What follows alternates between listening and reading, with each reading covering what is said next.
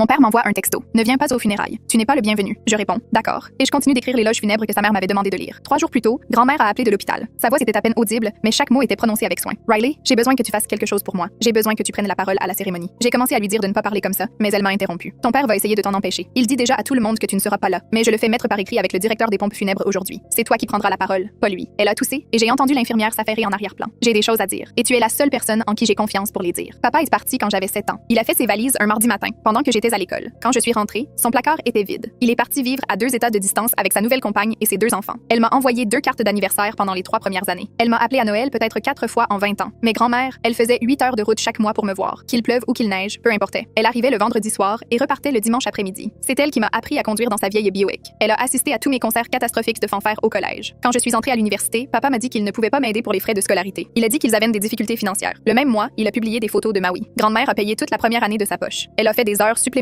à l'hôpital à 63 ans pour que je n'ai pas à abandonner mes études. Le lendemain après-midi, le directeur des pompes funèbres m'envoie un courriel. L'objet est directive pour les obsèques de la défunte. Ma grand-mère a laissé des instructions écrites très précises. Je suis désignée comme principal orateur pour l'éloge funèbre. Mon père est en copie de ce courriel. Il n'a aucun pouvoir légal pour modifier ses dispositions. Papa répond dans les 10 minutes, en majuscule. Il menace de me faire retirer de la liste. Le directeur des pompes funèbres répond avec professionnalisme que la sécurité veillera au respect des dernières volontés du défunt si nécessaire. J'arrive au funérarium 45 minutes en avance. Papa est déjà là, sur le parking avec 2 de ses frères. Je les reconnais sur de vieilles photos. Je les ai vus peut-être 2 fois dans ma